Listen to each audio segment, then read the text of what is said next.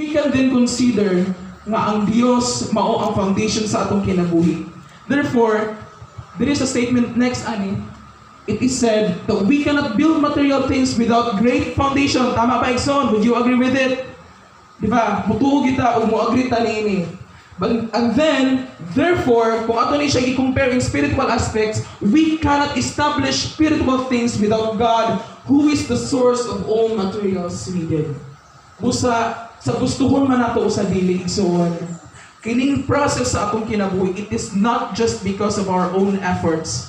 Kaya sa tinuo lang, dili gini mahitabo kung dili mao ang plano sa Dios. Sige, ako mag-share na lang po kong reflection na kay still we have time man. Before ko nag-college, I actually planned nga mag-eskwela yugo sa CSU. Mao gid na ang pinakauna nako nga plano. Like establish ligid siya na kanang nakabuo na ko desisyon nga dito ako nang gi-practice akong kaugalingon sa pag-adjust sa culture dito sa Ampayon. Like ako na pong nangita na punta na ko bali og ganang mga double talo nga boarding houses nga pwede na ako mapuy-an. Ug syempre ako na pong gi-adjust akong kaugalingon sa kung unsa man ang mga probabilities danang lugara.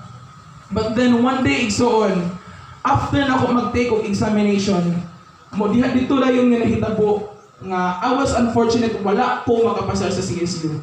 Then ang result na naigsoon tungod kay katuday nga pagplano sa akong kinabuhi, wala na ako gitugyan sa Ginoo. Bali ba sa ako na tong kaugalingon nga pag-assess, mo tong sayop na ako igsoon. Kay wala na ako gisubay kung unsang kabubuton sa Ginoo. Mo na igsoon, diha na to ma-conclude nga kung kita lang sa tong kaugalingon ang magbuhat sa butang igsoon, ang result ana kung di na matuman, disappointment. Mao ginahinungdan igsoon nga dunay disappointment sa kinabuhi. It is because we expected something tungod lang kaysa atong kabubuton na ta nag-rely and wala nato gipangutana ang Dios kung unsa ang iyang plano gyud exactly sa atong kinabuhi. Mo na igsoon diha pa lang nato makita nga bisan unsa ang panimo og plano sa usa ka butang kung wala ang tag-iya o kung wala nimo giuban ang Dios nga maoy naggunit gid exactly sa imong kinabuhi, tanang mga plano nimo igsoon dili mahitabo. Tungod kay dili ko pasabot kay ingon nga gi-fail ka sa Ginoo, but because God is preparing you for something better, greater than what you have planned. Mao ta igsoon nga niabot ang panahon nga nag-take og examination sa PNU. Actually igsoon sa akong pag-take sa exam wala di koy gana. Kay after sa result sa CSU, mura kong disappointed sa akong kaugalingon that time. Mao gid na ang nahitabo. But I'm so thankful nga ang Dios nangitaw pa maagi, gipugos ko ni mama, gitagaan ko niya kwarta, pabilitin ako. Tapos ang nakahimuot pag ginako na ito igsoon, kinag-take og examination without taking any meals, wala ko nakapaniud to. Ang plano kita na nako matulog lang danang adlaw kay Domingo man gutong examination, like for example pag human sa simba gibati ko kakapoy gusto ko matulog, but then I was so thankful kay si mama iya kong gipugos gigamit sa Dios si mama nga iya kong pugson sa pag-take og examination. Niadto ko PNU nga wala ko nakadala og ballpen, lapis, wala ko nakadala man lang og tubig, wala gid ko take og paniud to. And then, ang nahitabo lang dahil na ito, nag-take kong examination, then nahuman ko mga 3:30 PM, from 1 PM ko nag-start. Tapos wala na dahil ko'y pakialam, kala ko sa magaling nga, Lord, ikaw na'y bahala na ito, kung makapasar man ko, thank you. Kung dili man lang, siguro, basig mo ni ang time nga, basig kinahanglan pa na ako nga mag-prepare sa akong kaugalingon, o basig time sana ako nga mag-rest sa akong kaugalingon. But then, after sa result sa PNU, I did not expect nga nakapasar di ay ko. Considering the fact nga dili ko prepared ato nga time, but still after that dito gid nako na realize nga ang Dios naay plano sa ako para sa PNU. Diha sa PNU og ang Dios do naay plano nganong diha ra ko niya gipabilin. Kay just imagine igsoon kung na akong CSU karon, naka ako diri makasimba every Sunday. Mo na igsoon nga makaana gyud ko sa Ginoo nga Lord, dagday reason nganong wala ko nimo gipapasar sa CSU ug nganong diha ko sa PNU. Kay tungod kay diha naman ko sa duol na nag-eskwela karon, mo na reason pod nga nakahimo ko sa akong kaugalingon nga maka-participate somehow sa atong buhatonon diri every Sunday. And I am so grateful for that opportunity nga gihatag sa Dios igsoon. Mao kana diha dayon ako na-conclude sa akong kaugalingon nga ang Dios duna gid ay plano sa akong kinabuhi. So igsoon, nga na same sabta ug i-reflect sa tong kaugalingon no, that we have to set in our minds nga ang Dios dunay plano why some things sa atong kinabuhi dili magbuhat according sa atong plano, but because God is preparing you for something better. Ang gikinahanglan sa Dios igsoon nga kanimo nga imong pagabuhaton mao lamang nga saligan siya sa iyang process. And of course, saligan ang Dios kay siya ang tag-iya sa imong kinabuhi. Sama nga ang langgam nagtukod sa iyahang salag, kini gibuhat nga dunay pagpasensya ug dunay pagbulat. Busa kinahanglan nga i-reflect sa dato na sa atong kaugalingon igsoon. Nga sa tanan natong plano, it will not be realized if there's no God who is the foundation of all. Muna ang kinahanglan i-reflect nato igsoon karon nga bisan pa man sa kaharuhay sa atong kinabuhi or bisan pa man naata sa down moment sa atong kinabuhi, let's not be hypocrite. Kinahanglan nga atong pasalamatan i-acknowledge ang Dios bisan pa man sa kalipay sa atong kinabuhi. Muna ang kapitakan sa mga. God, na pa'y oras? Okay, sige. Sige, Pastor Pedro sa. Importante? Oh. Importante ba yun na tumanon? Kaya, yung importante, isposo ba yung ano ba?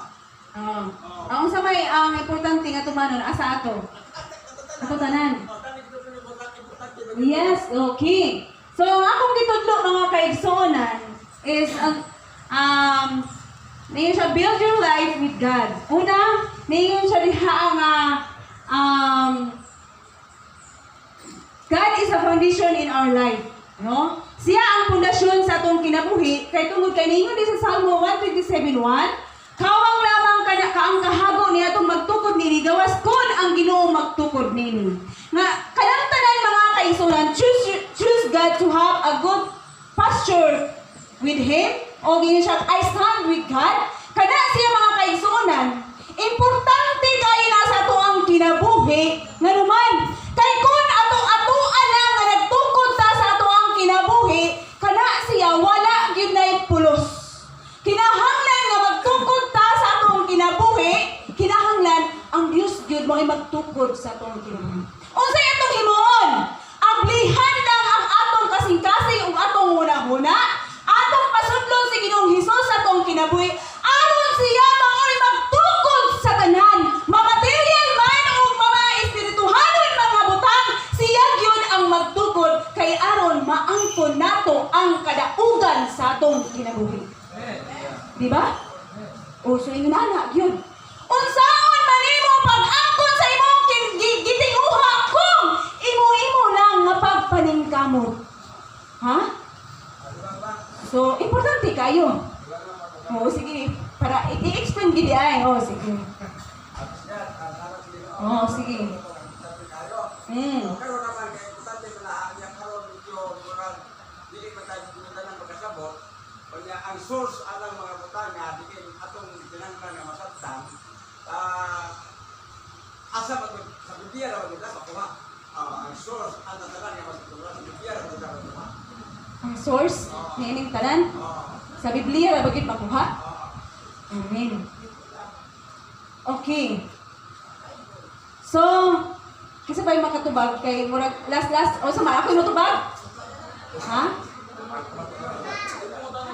Kining tanan daw nga akong gi-explain diri kay importante man daw sa Biblia ra bagid daw kuno makuha. Since ang Bible naman nag-speak up for itself na may mga supporting verses nga nag-state na ang Ginoo mo ay pundasyon sa atong kinabuhi, we can say nga na sa Biblia. And of course, when we talk about spiritual aspect man, so wala may laing book na atong mabasa gawas ng Bible. Di ba? Ang naitabo ng kagaina is just i-compare na ang process sa material things o sa spiritual. Kung sa material gali, consider gali ta nga things cannot be created successfully without great foundation. Kung saan lang ka sa spiritual. So therefore, makonclude na to nga ang sources sa atong information nga atong ditapen karong kabuntagon solely relied on Bible itself. Okay, it cannot be proved, it cannot be dili ni mahisgutan nato, dili ni maklaro ang mga butang kung walay evidence sa sikat sa Bible. Supporting verse. Okay, so tubag na ko. Usa ti pamutayan niya. Kini atong gipanghisgutan kay importante man, no, di ba? Sa Bible ra ba daw makuha ang source. Okay. The source is, di ba nag-ingon diya sa John 4:1, John 1:1, no? Na ang pulong Dios o ang Dios pulong. So buot pasabot mga kaisunan. This Bible and the Lord, no? Ang kining Biblia o ang Ginoo is usa ra. Which is the source is Ang the source is come from our God. Mga kaisunan. Kuha na to? Unsa man ni? Ang source is come from our God. Mga kaisunan. Because God is the Word and the Word is God. So, God is the only creator. No? Siya ang nagabuhat sa tanan. So, ang imong pangutana is sa Bible ra ba gyud siya makita. Which is, kini nga Biblia mao ni ang Dios. O ang Dios pulong. So, ano to? Ang source is the Bible is the God, no? So ang source niini is gikan sa Ginoo. Which is ang atong tema is build your life with God. So kini siya gikan ni sa Dios o ang Dios pulong. So ang tanan nga atong gipaglo karon gikan sa Dios nga mao ang magbubuhat sa tanan. Ayaw pagsalig, no? Hamili man ni siyang Biblia, no? Kini siya usa di siya ka hamili, no? Usa siya ka mao ni siya pinaka the best nga panalangin sa imong kinabuhi, no? Ako i-share sa inyo mga kaigsunan kung unsa gyud ang power sa Biblia. Sa diha nga disgrasya ko sa una nagsakay kog motor, kay always ko magdala-dala og Bible, wala gyud ko maunsa. No? Wala ko'y taksa. No? So, inana ka power ang Bible sa itong kinabuhi. Bible, Word is God and the Word is God. So, isa pa may pangutanan. Natubag ba?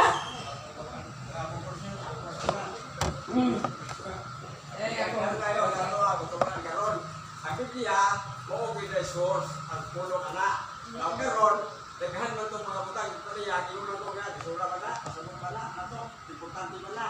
Karon nagatug-ay ang Biblia importante nga kay ngano man, nasulat sa Biblia, what my words anak nga, o what ano gahom magtanan tulong.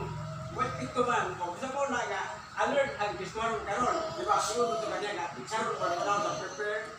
O kaya tungkol sa mga pagkakutan. Kung sa mga nagagalang Kristiyanon kabatay, prepared tuntak kayo kita kami. Kaya naturally, kaya may tabo mag-una. Kaya karon ang para, rinig yung wala ito kagatungnaw na, i-concentrate kagatungnaw na, kaya ito, kinitian pupos, o nag-gordeng, at kita kaya, ganisip na mag-ibig mo. Okay, o na ito pupos, kung ito kasagin, naturally, kahit kita matita,